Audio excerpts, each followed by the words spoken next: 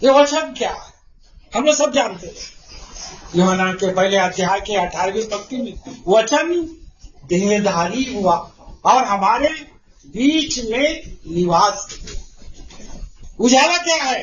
यूहन्ना के 1:9 में कहता है, the true light that lighteth every man has come into this world. क्या बोला? सच्ची ज्योति जो हर एक मनुष्य को प्रकाशित करती है जगत में आने वाली थी। जगत में आने वाली थी और वो हमारा प्रभु यीशु मसीह है। उसके हम लोग दूसरे कोरिन्थियन मेरे ख्याल में 4 या 5 पंक्ति में, उसकी 6 पंक्ति है ऐसा लगता है। God who commanded the light to shine out of darkness has shine upon our hearts in the face of Jesus Christ, the glory of God in the face of Jesus Christ बोलता है।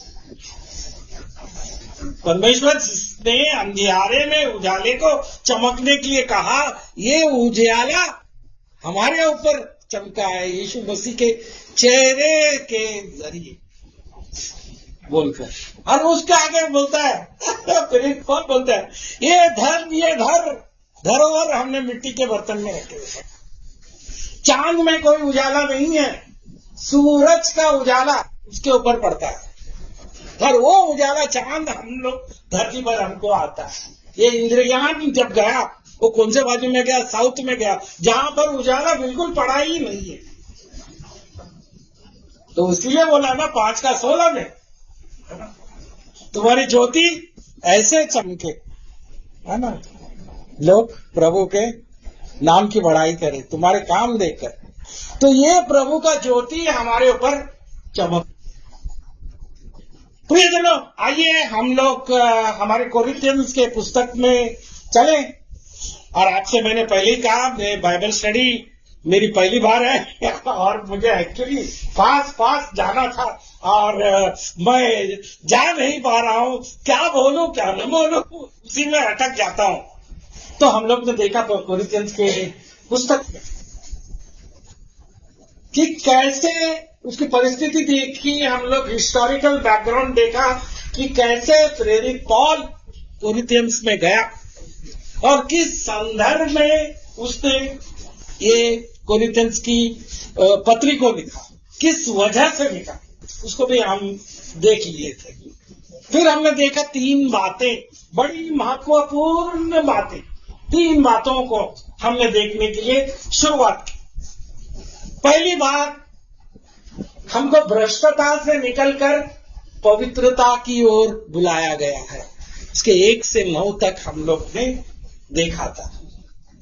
फिर 10 से 18 तक हम लोग ने देखा था कि हमें सहभागिता के लिए बुलाया गया। तो कई बार मुझे नहीं मैं बता सका, समय की कमी है क्योंकि मुझे जल्दी ही खत्म करना था और आज भी मैं जल्दी ही कोशिश करूंगा खत्म करने के लिए। फिर हम लोग को प्रार्थना में बैठना है थोड़ा सा समय, तो उसको समय से मैं खत्म करना चाहता हूं। आज जो मैं बताने जा रहा हूं बहुत ही महत्वपूर्ण बात है। एक भेद, एक राज, एक यशस्वी सक्सेसफुल क्रिश्चियन लाइफ हमने जीने की, और इसका मैंने बहुत नजदीक से मैंने अनुभव किया है। ये बड़े बड़े प्रचारक, प्रभु के सेवक लोग जो बहुत ही बड़ा काम कर लेते हैं, उनकी जिंदगी का राज मैंने देखा। वो एक ही बात के ऊपर वो लोग रहते हैं, क्रूस के पास। क्रूस को बहुत ही महत्व वो लोग देते हैं। मैंने बहुत लोगों को देखा है। प्रेरित पॉल का ये जो संदेश जो है, एक मैसेज जो है, एक टिप्स समझो, वो लेते हैं। God forbid that I should boast save in the cross of our Lord Jesus Christ, by which the world is crucified and I am crucified to the world.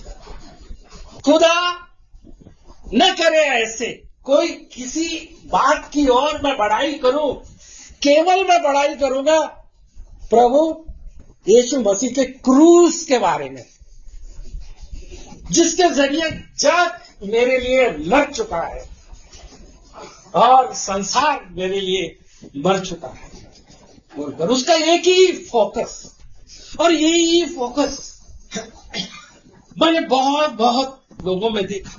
प्रभु के सेवक मैंने जीवी मताई को देखा, उसके साथ मैंने कुछ समय, एक दिन उसके साथ में मैंने बिताया। उसका पूरा जिंदगी एक ही फोकस था उसको, प्रभु यीशु मसीह का सुसमाचार। शक्ति भी नहीं थी, ताकत भी नहीं था, तो भी वो आया लास्ट टाइम। जीवी मताई जो हमारा ये जो चर्च का व्यवस्थापक है, संस्थापक है, फाउंडर जो है वो है, उसका कल ही अंतिम संस्कार हो गया उसके जिंदगी में। और उसको व्हील चेयर पर लेके आते थे, बाबू ने बताया कि उसके जेब में ट्रैक्स था, और उसके साथ में मैंने एक दिन गुजारा तो वही बात देखा कि ये जुनून उसके अंदर था मरने तक। और जब वो जवानी में था, फूड कॉर्पोरेशन ऑफ इंडिया में काम कर रहा था, तो वो बोल रहा है कि मैं चर्चगेट स्टेशन के ब्रिज के ऊपर खड़ा रहकर, दादर के ब्रिज के ऊपर कितने लोग आते थे, कितने लोग जाते थे, ये आत्मा कहां चली जाएगी। प्रभु ने उसको संसाधनों से, प्रबंधों से भर दिया उसको।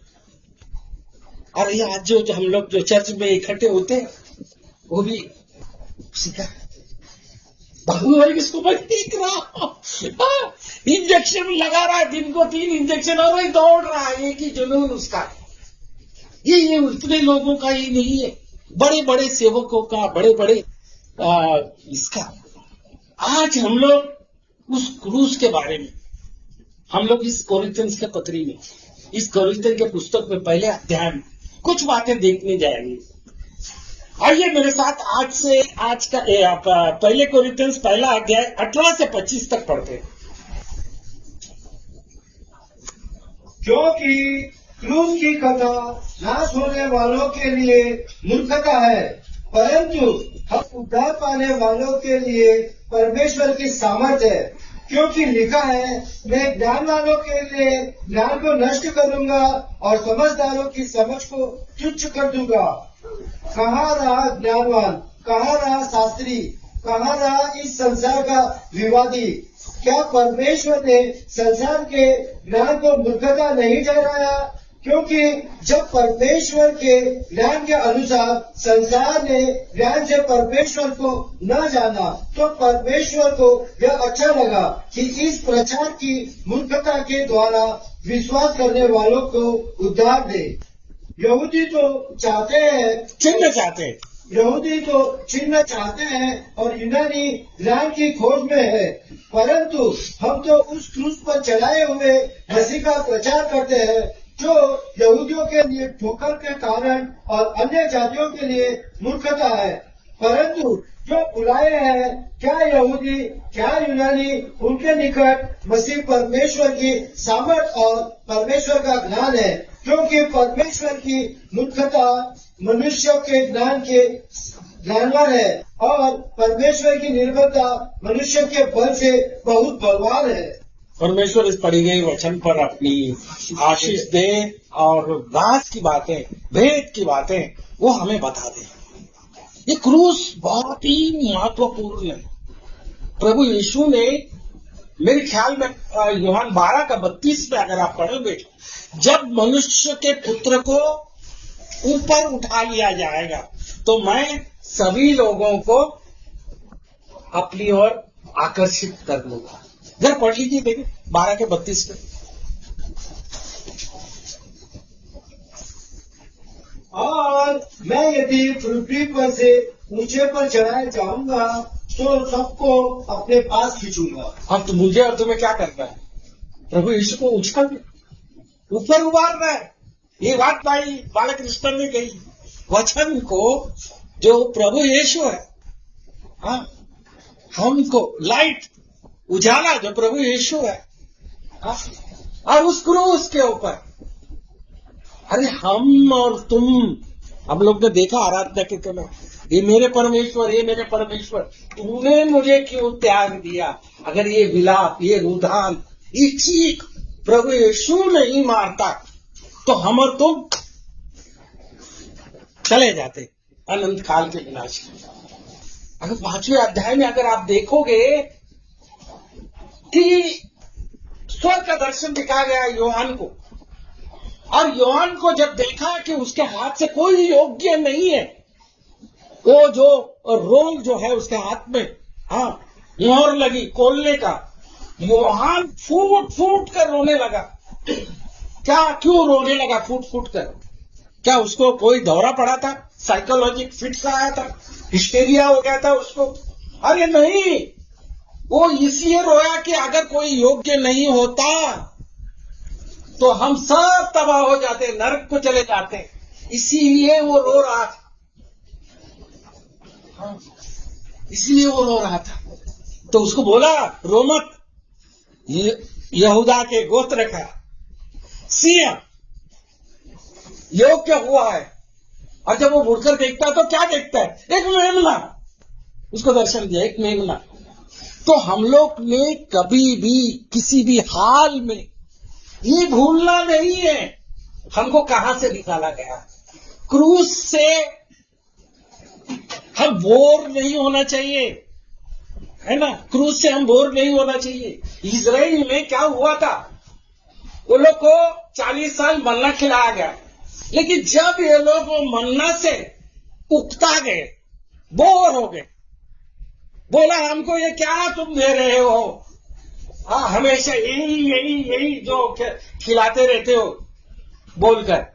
परमेश्वर ने उनको मांस मछली और मांस कुछ था वो दे दिया उनको, लेकिन बोलता बहुत नाराज हो गया परमेश्वर। तो हम ये वचन, ये बोला, सही बोला, हम वचन से उगता जाते हैं, दूर चले जाते हैं। हाँ, ये मेज हम लोग क्यों बार बार करते हैं? प्रभु यीशु ने क्या कहा? जितनी बार भी इकट्ठे होते हो ये मेरे याद के लिए चलो किया करो। बोलते क्यों ये याद के लिए किया करो? तुम क्रूस के साथ लगे रहो, क्रूस के साए में बने रहो।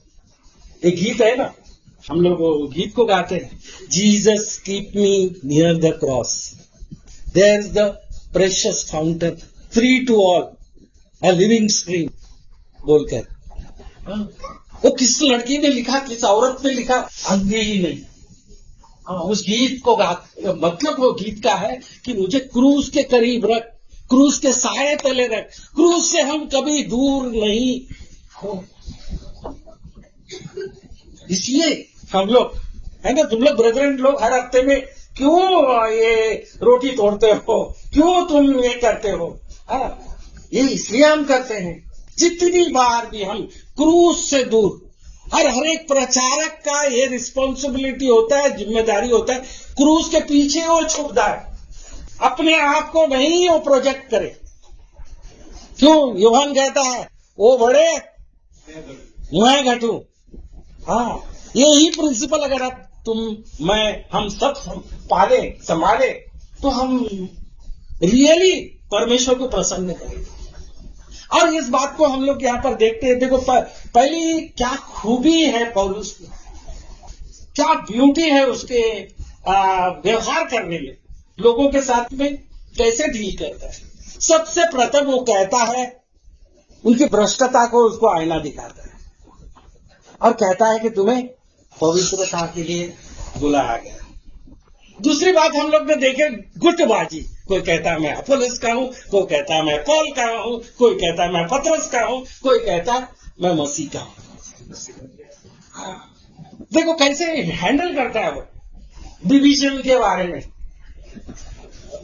एफिशियंस के 4 अध्याय में हम लोग ने तीसरी पंक्ति में कई बार देखा था, क्या ब्यूटीफुल उसने कहा, enduring the unity in the bond of peace, keep the unity.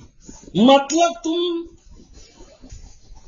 ये करो, कोशिश करो, जतन करो, यत्न करो। मराठी में बहुत अच्छा से लिखा है, जतन करो, यानी लड़ो।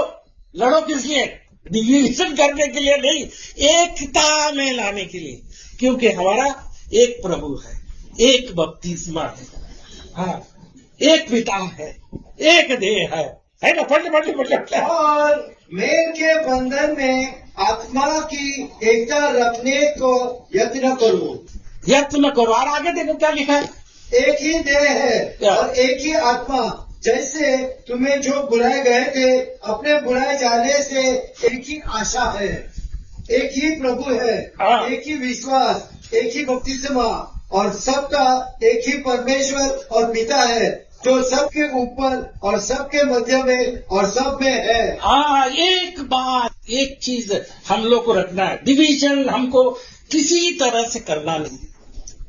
मैं कई बार भी बताया क्यों हम लोग जोसेफ पॉल के बाइबल स्टडी को हम लोग इम्पोर्टेंट देते हैं, क्योंकि उसके अंदर बातें, जो बाइबल की बातें हैं, सही इंटरप्रेट करता है, हम उसके साथ में जाके जुड़ जाते हैं। जो बाइबल से हमको ट्विस्ट करता है, भटका देता है, अलग लेके जाता है, काल्पनिक बातों को बताता है, सही इंटरप्रिटेशन नहीं करता है, तो हम उसे परहेज होना है।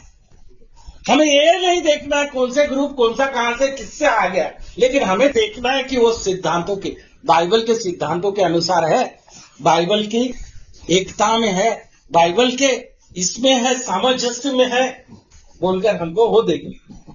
तो उसके लिए एक बात है। फिर कई बार हम लोग ने बपतिस्मा के विषय में भी इसमें देखा था।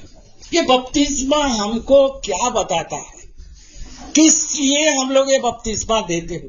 जब तुम क्रूस की तरफ देखे, उसको तुमने अपने आप का एहसास किया, मैं दंडित हूं, मैं नरक में जाने वाला हूं, मुझे पाप का दंड मिलने वाला है, मेरे बदले में मेरा सृजनहार, मेरा निर्माता, मेरा प्रभु ने उसने वो दंड सहा। मैं जब उसको अंगीकार करता हूं तो पवित्र आत्मा हमें विराजमान होता है। तो ये पवित्र आत्मा हम लोग बपतिस्मा लेने के टाइम पे क्या बात बताती है, क्या बात हमको सिखाती है? पहली कोरिन्थियन 12:13 पढ़ लीजिए।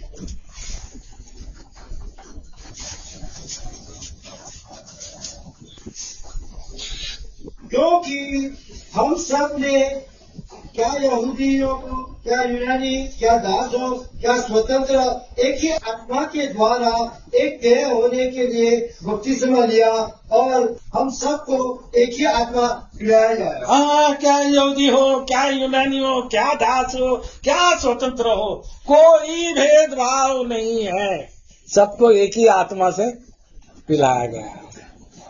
जब हम बपतिस्मा देते हैं, हमें यूनिवर्सल चर्च, और चर्च ट्रायम्फेंट, जो जयवंत हुई कलीसिया, और जो कलीसिया यहाँ की है, उस कलीसिया के साथ हम आइडेंटिफाई करते हैं।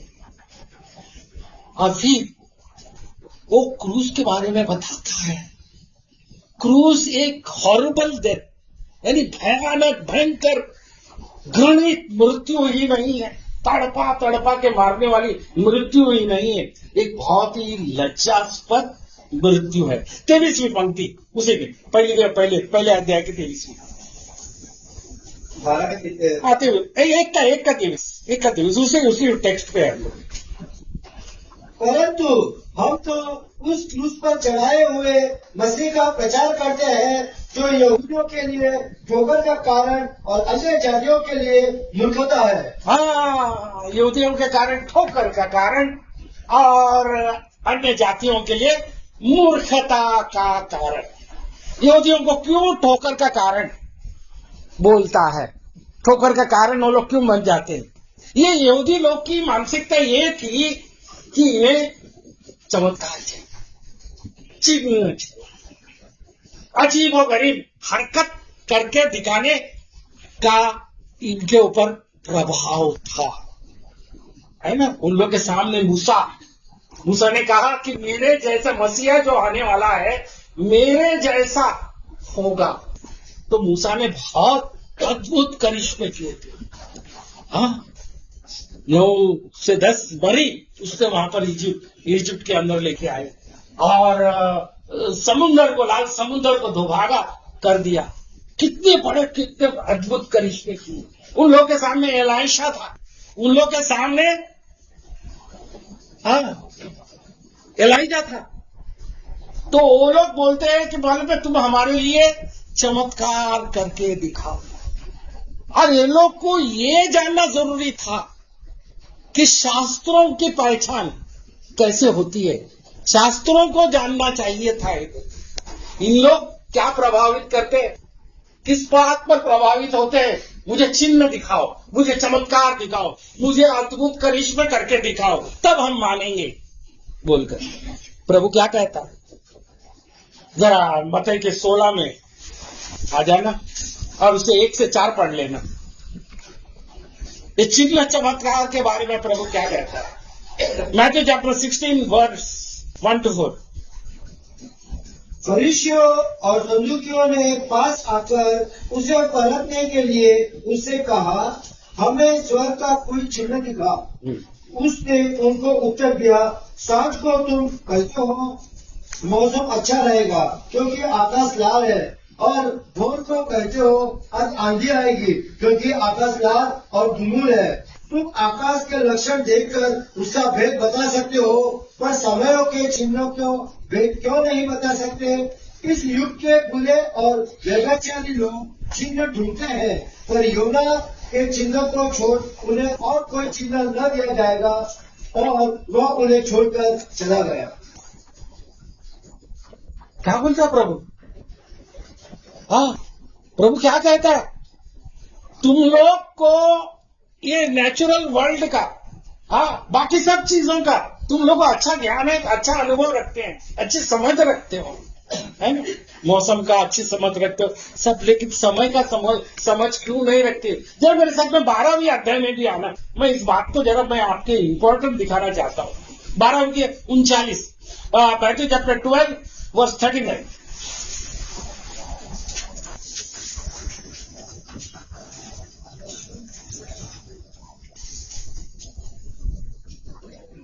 उसने उन्हें उत्तर दिया, इस युग के बुरे और व्यभिचारी लोग चिन्ह ढूंढते हैं, परंतु योना भविष्यद्वक्ताओं के चिन्हों को छोड़ कोई और चिन्ह उनको न दिया जाएगा।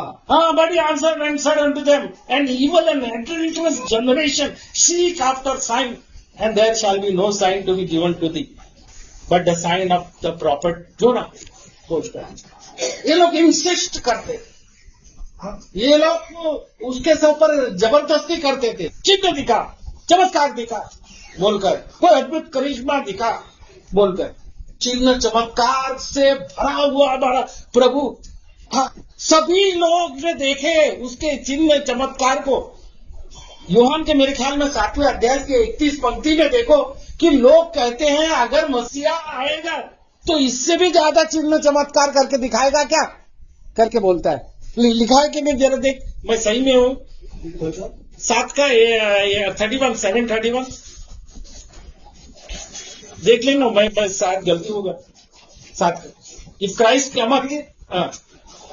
फिर भी भीड़ में से बहुत से लोगों ने उस पर विश्वास किया और कहने लगे, मसीह जब आएगा तो क्या इससे अधिक आश्चर्य कर्म दिखाएगा जो उसने दिखाए।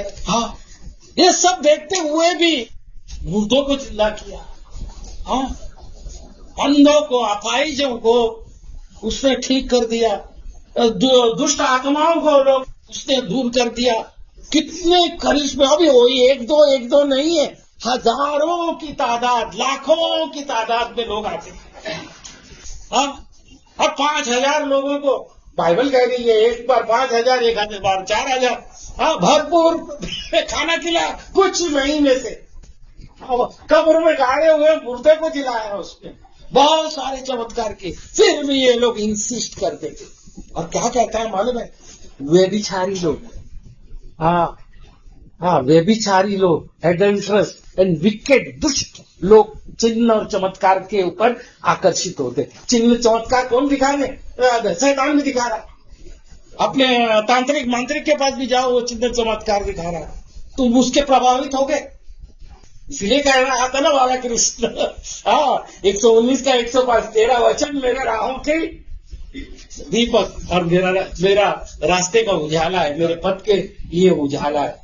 इस शास्त्रों को समझना है, इससे समझना क्या है, परमेश्वर की मनसा क्या है, परमेश्वर हमारे जीवन से क्या चाहता है, क्या अपेक्षा करता है। हम चिन्ह चमत्कार दर्शन इसमें हम प्रभावित नहीं होना है।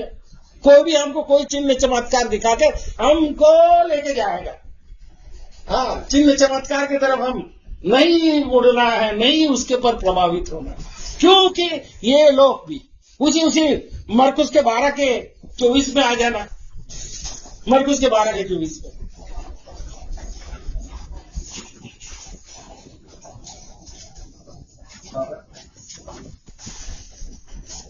मरकुस 12 का 24 भैया, 24। यीशु ने उनसे कहा, क्या तुम इस कारण से भूल में नहीं पड़े हो कि तुम न तो पवित्र शास्त्र ही को जानते हो और न ही परमेश्वर की सामर्थ्य। हाँ, Jesus answering said unto them, you do ye not therefore err, because you know not the scripture neither the power of God। है ना, बोलता है कि तुम, ये लोग अपने आप को बहुत बड़े पंडित शास्त्री और बड़े बड़े ये लोग अपने आप को विद्वान समझते थे और हम सब जानते हैं बोलकर, है ना। तो उसको प्रभु कहता है, यीशु ने उनसे कहा, क्या तुम इस कारण भूल में नहीं पड़े हो कि तुम न तो पवित्र शास्त्र की को जानते हो और न ही परमेश्वर के सामर्थ्य को। हमको परमेश्वर के वचन को बहुत अच्छी तरह से समझना है। इन लोग उस मसीहा को देख रहे थे जो शक्ति सामर्थ्य के साथ, वैभव के साथ, पराक्रमी परमेश्वर बनकर वो आएगा और अपने दुश्मनों को निस्तानाभूत कर देगा और इजराइल को राज वापस लौटा देगा बोलकर। ये प्रभाव था उनके ऊपर और यही प्रभाव उसके शिष्यों में भी था। वो लोग भी नहीं समझ रहे थे, हाँ, वो लोग भी नहीं समझ रहे थे। वो प्रभु मृतकों में से जी उठने के बाद में उनको दर्शन दिया, उसके बाद भी ये लोग यही बात कह रहे हैं। ये प्रेरितों के पुस्तक 1:16, 1:6 सॉरी,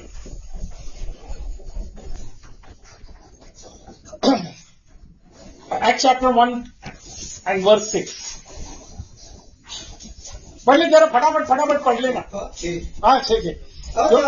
उन्होंने इकट्ठा होकर उससे पूछा, हे प्रभु, क्या तू इसी समय इजराइल को राज्य फेर देगा? हाँ, when they therefore were come together, they asked of him, saying, Lord, will thou at this time restore again the kingdom to Israel? प्रभु यीशु मसीह को जब क्रूस पर चढ़ाया गया था, 2 शिष्य लोग बड़े निराश, बड़े दुखी होकर, उसको यहां तक भी मालूम पड़ गया कि कुछ औरतें कब्र के पास गए थे और वो लोग वापस आके बताने लगे कि वो मृतकों में से जी उठा। फिर भी वो दुखी होकर इमानुएल के रास्ते पर चलते चलते जा रहे थे। तो प्रभु आके उनसे जुड़ गया। तो उनको क्या कहा मालूम है प्रभु ने? ए मूर्खों, उन लोग ने प्रभु से कहा, अरे हम लोग ने सोचा था वो ऐसा जो पराक्रमी होगा राज्य हमको देगा, बहुत इसमें सामर्थ्य में वो हमको स्थापित कर देगा। तो क्या कहता है? अरे मूर्खों, जरा पढ़ लीजिए 24, लूक चैप्टर 24, 25 to 27।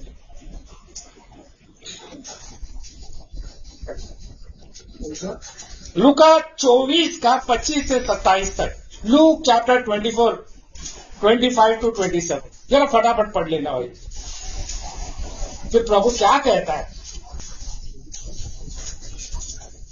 क्या आज तेरा बाइबल तो चिल्लक से ज्यादा है?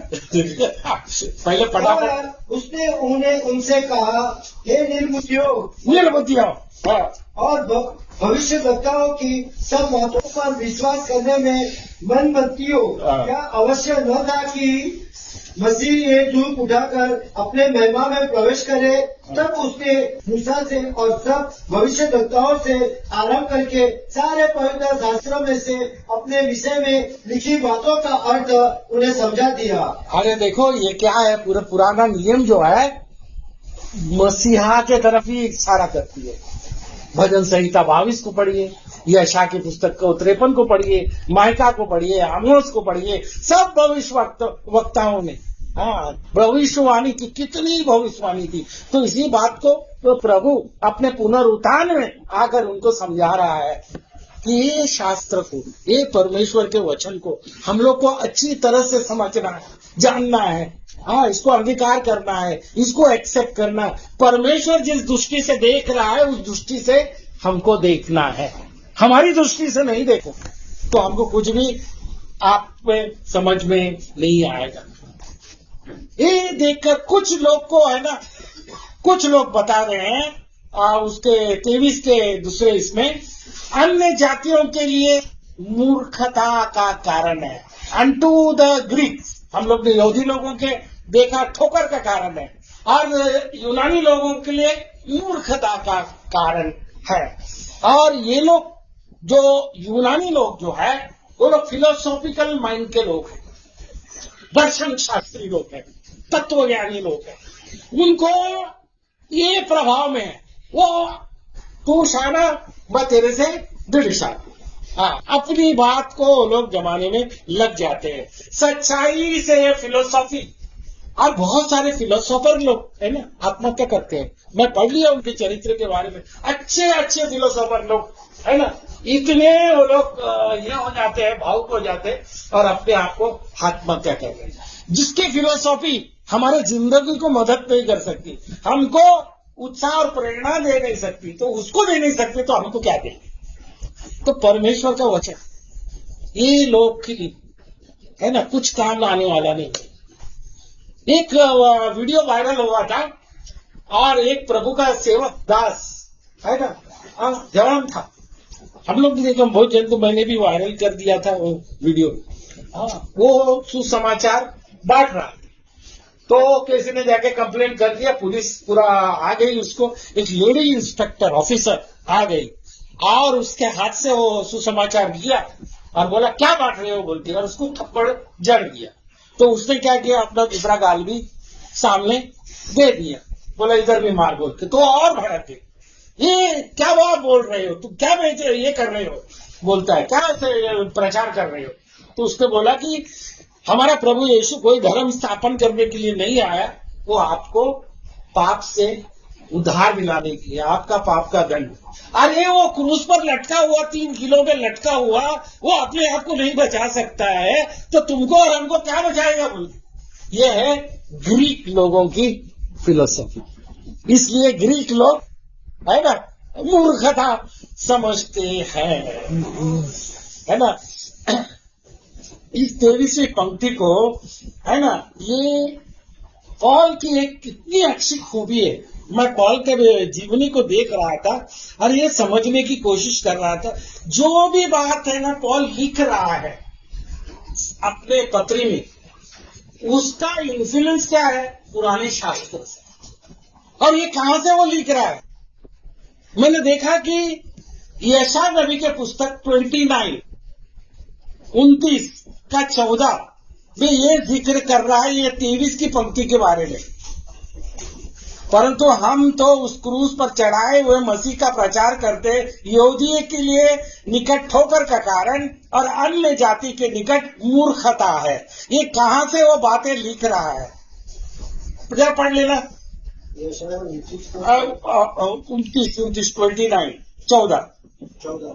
हाँ, इस कारण सुन, मैं इनके साथ अद्भुत काम करने, अति अद्भुत और अचंभा का काम करूंगा। तब इनकी बुद्धिमानों की बुद्धि नष्ट होगी और उनके प्रवीणों की प्रवीणता जाती रहेगी। यही बातों को वो जिक्र कर रहा है। ये सच्चाई प्रभु यीशु मसीह के क्रूस पर है।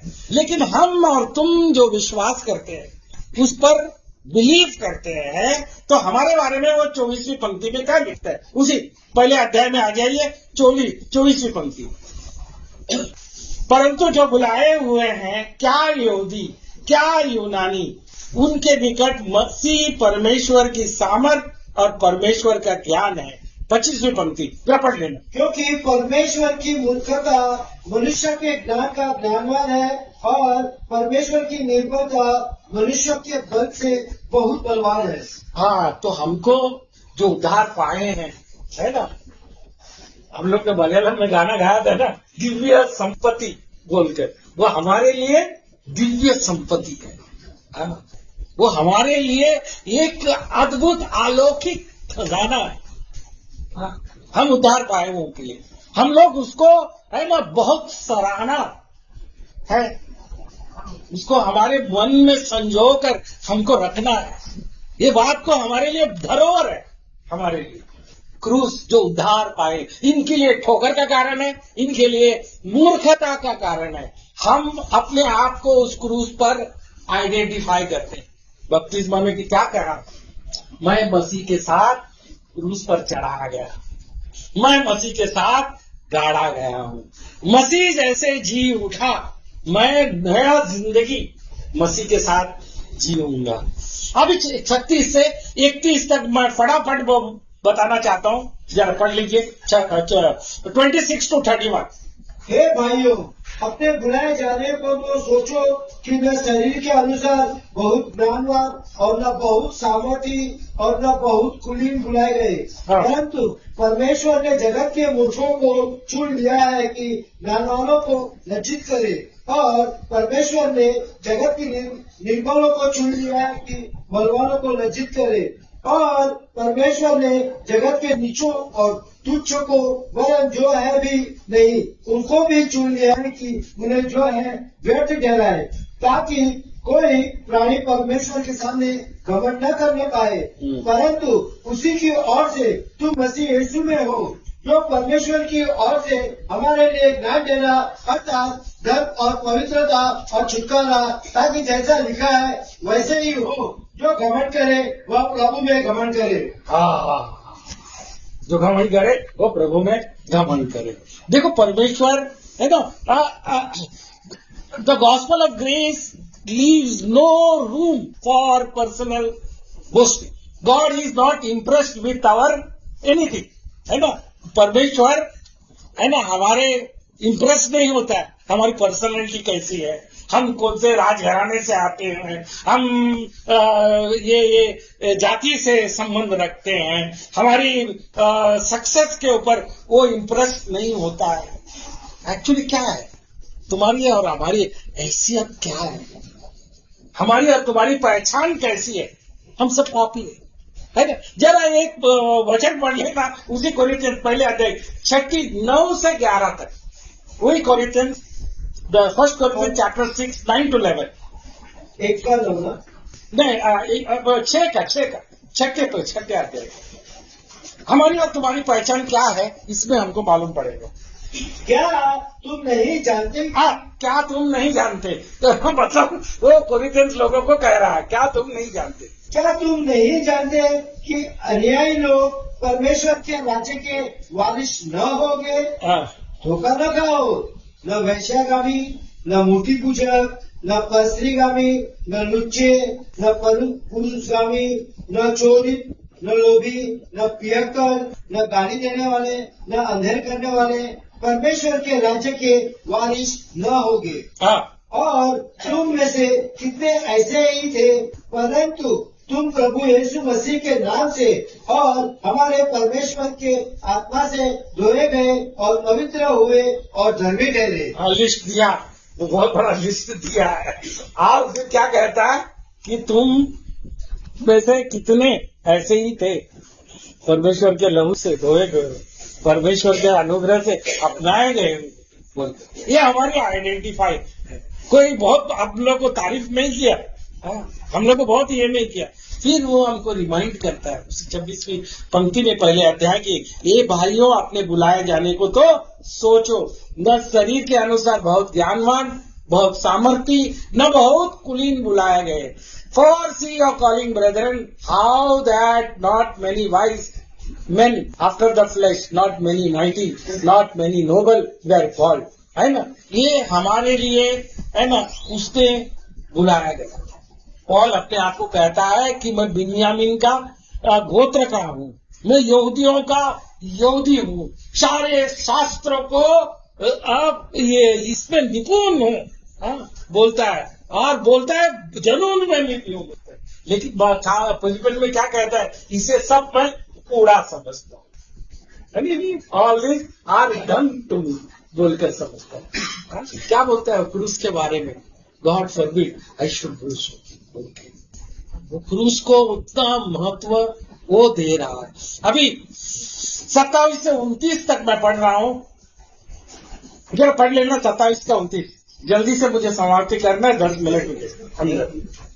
परंतु परमेश्वर ने जगत के मूर्खों को चुन लिया है कि ज्ञान वालों को लज्जित करे, और परमेश्वर ने जगत के निर्मलों को चुन लिया है कि बलवानों को लज्जित करे, और परमेश्वर ने जगत के नीचों को और तुच्छों को वरन जो है भी नहीं उनको भी चुन लिया है कि उन्हें जो है व्यर्थ ठहराए, ताकि कोई प्राणी परमेश्वर के सामने घमंड न करने पाए। बस 29 तक हम लोग पढ़ा है, कोई प्राणी उसके सामने घमंड न कर पाए। देखो परमेश्वर ने हम जैसों को, लोग और है ना फुलिश लोगों को, मूर्ख लोगों को, और है ना कुछ मान्यता नहीं रखने वाले दीन नम्र लोगों को, डिस्पाइट प्राउड बोलता है, उसका अनुग्रह के इसमें बुलाया गया। फिर मैं बताता हूँ, परमेश्वर कभी भी इम्प्रेस नहीं होता है हमारे पर्सनालिटी पर, हमारे सोशल स्टेटस पर, हमारी जाति पर, है ना। बहुत लोग कहते हैं ना, मैं वैश्य हूँ, मैं क्षत्रिय हूँ, मैं ब्राह्मण हूँ, मैं राजपूत हूँ, मैं इस बड़े बड़े कुल से। परमेश्वर उससे इम्प्रेस नहीं होता है। परमेश्वर ने हम जैसे गरीब तुच्छों को लिया है, उसके इसके लिए, क्यों के लिए है ना, ताकि कोई प्राणी परमेश्वर के सामने बड़ाई नहीं करे। अब ये लास्ट 30 परंतु उसी की ओर से तुम मसीह यीशु में हो, जो परमेश्वर की ओर से हमारे लिए ज्ञान ठहरा, अर्थात धर्म और पवित्रता और छुटकारा, ताकि जैसा लिखा है वैसा ही हो, जो घमंड करे वह प्रभु में घमंड करे। वह यहाँ पर आप जरा ध्यान देना, क्या परमेश्वर की ओर से ज्ञान ठहरा, द विजडम है ना, made unto us the wisdom. क्या है विजडम? परमेश्वर का तुमको और हमको क्या करने के लिए, हाँ, अर्थात धार्मिकता देने के लिए, पवित्रता देने के लिए, छुटकारा देने के लिए। ये क्रूस हमारे लिए परमेश्वर का ज्ञान ठहरा है। We are justified, God declares us righteous in Jesus Christ. हमको न्याय संगत ठहरा है। परमेश्वर है ना कह रहा है कि हम प्रभु यीशु मसीह में धर्मी है, नीतिमान। दूसरी बात, उसने इंग्लिश में कहा गया सैंक्टिफाइड।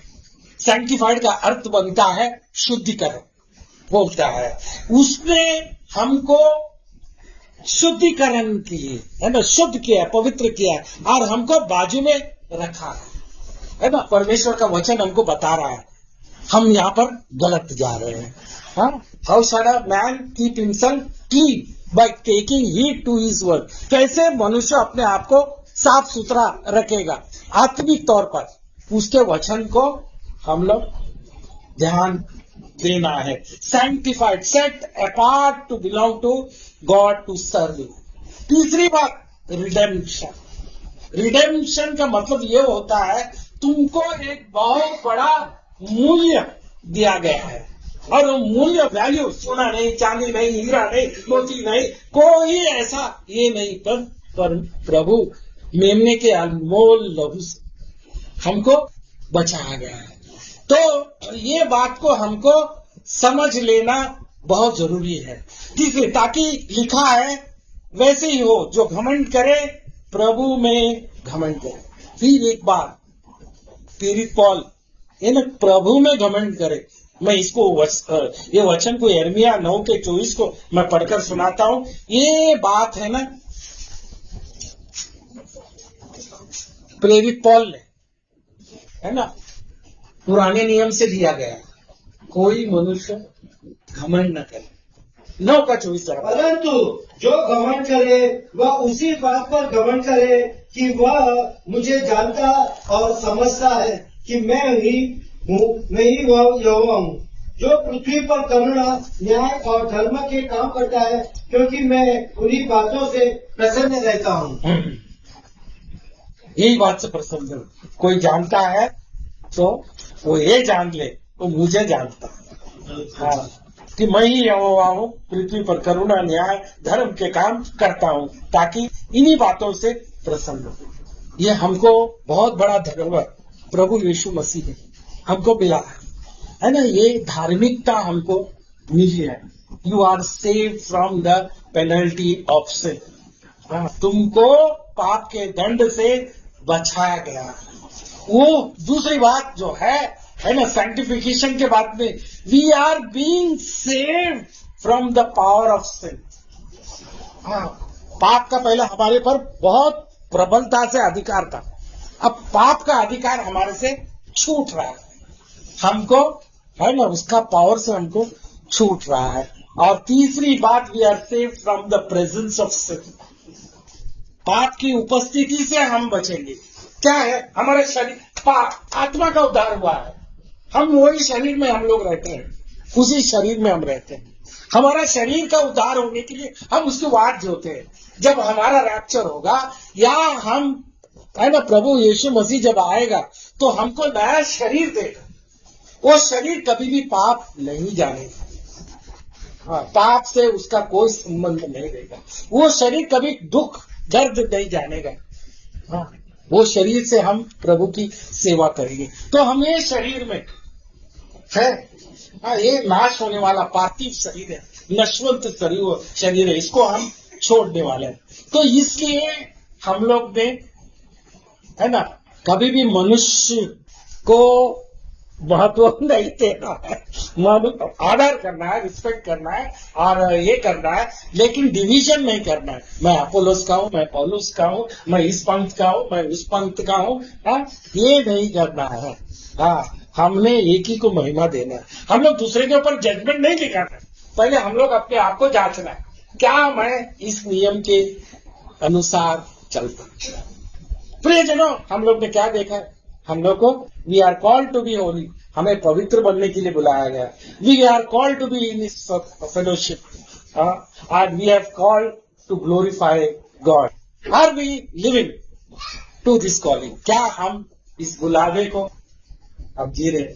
शंभू एक गीत, बहुत सुंदर गीत गाता है,